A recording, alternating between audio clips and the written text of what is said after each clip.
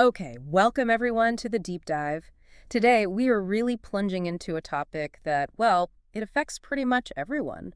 Money, wealth, and what financial success actually looks like. Absolutely. And, the source we're digging into for this dive is an article called Playing It Safe Keeps You Broke, Right. which is a title that uh, immediately makes you stop and think because it sort of flies right in the face of a lot of the advice we usually hear about money. It really does. So, our mission today really is to unpack this piece, get into its main arguments, and, pull out the key insights for you.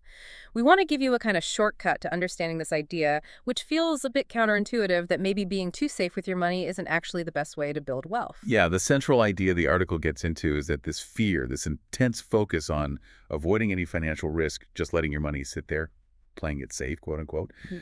might actually hurt your chances of creating wealth in the long run. Okay, hold on. That sounds, well, risky. Isn't the standard advice always avoid risk?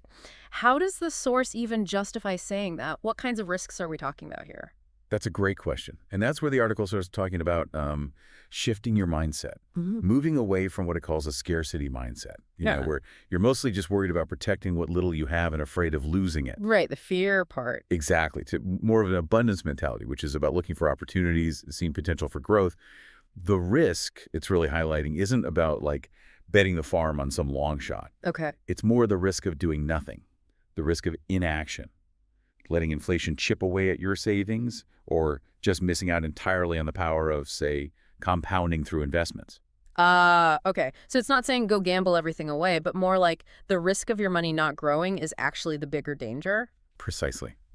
And the source is careful to point out this doesn't mean you need to, live on instant noodles or cut out every single thing you enjoy. It does talk about budgeting, of course, but it frames it more as finding smart budgeting hacks. Smart budgeting hacks. I like the sound of that better than just budgeting. Right, strategies that feel less like pure deprivation and more like smart strategic planning for your money. Okay, so did the article give examples? What do these hacks or this strategic planning actually look like in practice? Yeah, it really leans into things like automation and being mindful about where your money goes. So think setting up automatic transfers to your savings or investment accounts literally the day you get paid.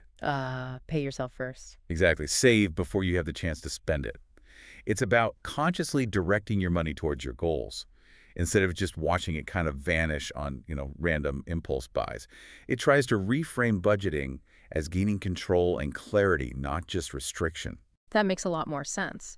So, okay, you've budgeted using these smart hacks, you've intentionally set money aside. What then? Where does the source suggest that money should actually go? Because just leaving it in a standard checking account, that's not really doing much, is it? No, and the article is pretty blunt about this. It uses the phrase lazy money loses. Haha, okay. Money needs to be put to work. It discusses various options, acknowledging there's a spectrum, right? Mm. From safer spots like high-yield savings accounts, which give you security and you can access the money, but the returns are, well, modest, Mm. all the way to Mm. different kinds of investment avenues. And for our audience who are generally pretty financially savvy, various investment avenues could mean a lot of things: index funds, stocks, maybe real estate. Does the source push a specific approach, or is it more about the general need to invest? It really stresses the necessity of making your money work and, crucially, understanding the relationship between risk and potential reward for different options. It doesn't explicitly endorse, say, product X or stock Y, but the implication is definitely towards diversifying your investments and thinking long-term, which ties right back into overcoming that playing it safe paralysis we talked about. The main point is active participation, getting your money into vehicles where it has a real chance to grow, not just sit idle. And it also mentions bringing in more money, too, right? Suggesting things like side hustles to speed things up. Yes, exactly. Thinking about additional income streams, maybe freelancing, maybe building something passive as levers you can pull for faster growth, not just as a way to, barely make ends meet. Yeah. It's all part of this bigger strategy of making your money work harder for you. Okay. And another interesting point it brings up, it challenges a really common belief that owning a home is like the only way, the golden ticket to building wealth. Yeah, that was quite interesting. The source actually suggests that both renting and owning can be perfectly sensible, even smart financial moves. It really depends on your individual situation, the housing market where you are, your overall financial goals. So it's not a one-size-fits-all rule.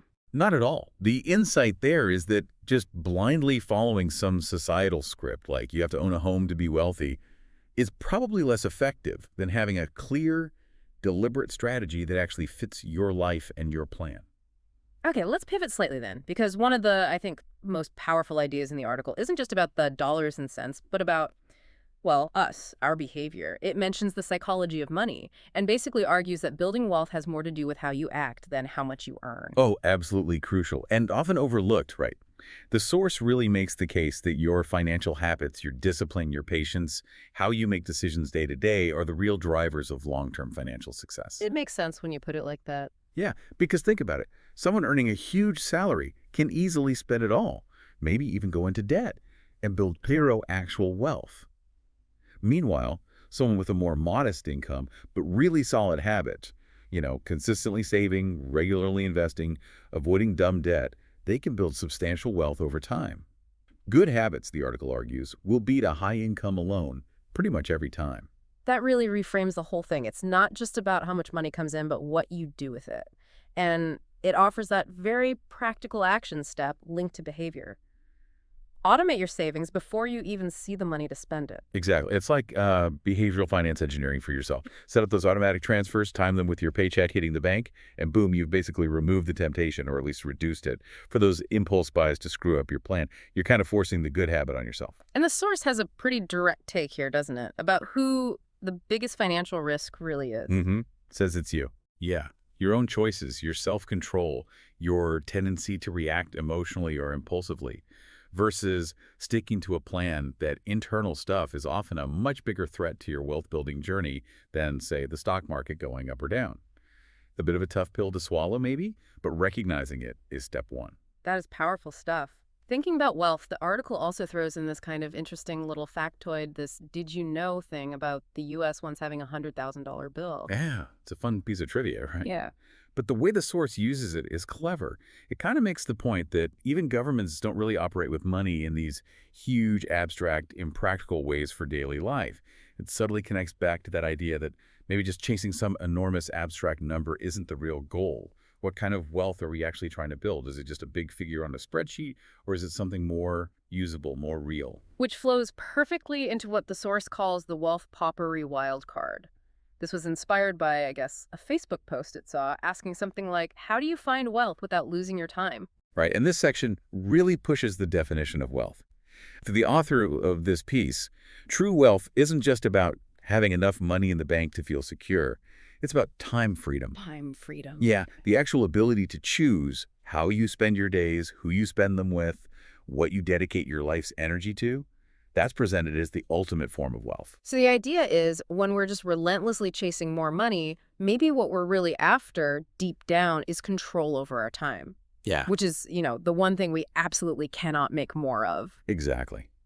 And the source drives this point home with a really quite poignant little story about a child offering their allowance money to their super busy parent, just wanting to buy an hour of their time. Wow. Yeah, it really forces you to think about what wealth actually means in your own life, beyond just the bank balance. Is it the numbers? Or is it the freedom to, as the article puts it, live and love on your own terms? It really brings it all back to finding a kind of balance, doesn't it? Yes, building financial security requires smart moves, strategic action, but the ultimate prize, according to the source anyway, might be something far more valuable than just a massive net worth figure. Precisely. The core takeaway seems to be that achieving financial freedom, while definitely not easy otherwise, everyone would already have it, right?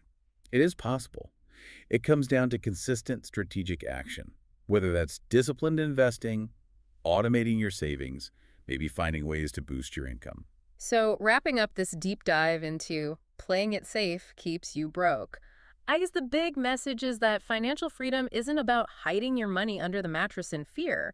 It's about playing the game strategically and consistently showing up. Right. And in that game, to use the source's own colorful language, compound interest is described as your absolute best friend, just quietly working away for you over the years. Well, the enemy. While those sneaky little impulse purchases are the enemies, actively trying to sabotage your progress. Okay, so We've really unpacked this argument that being overly cautious can limit you. We've looked at practical strategies like smart budgeting and the necessity of investing. We touched on why your behavior might matter even more than your income, and then explored this really interesting idea that true wealth could be more about time and freedom than just cash. The core message from the source is clear. Play strategically, act consistently, make compound interest your ally, and watch out for those impulse buys. Yeah, and maybe this whole dive leaves you with a really important question to chew on, one that comes straight from the source material. If you accept that true wealth might really be about time freedom, the ability to choose how you live and love, then what's one small strategic thing you could do, maybe even this week? Not necessarily to chase more money, but to gain back a little bit more of that precious time. What does wealth, in that broader sense, truly mean to you?